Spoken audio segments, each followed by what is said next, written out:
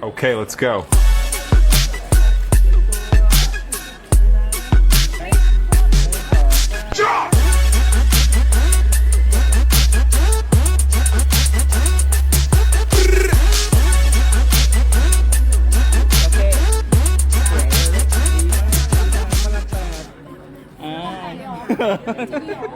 อันนึงสองก็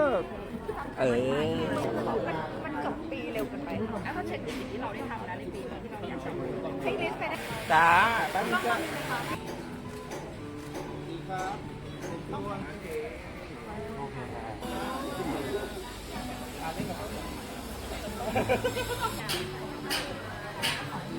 เมียตรงคุณด้วยนะครับเดี๋ยวกล้องพี่ขยับมาหน่อย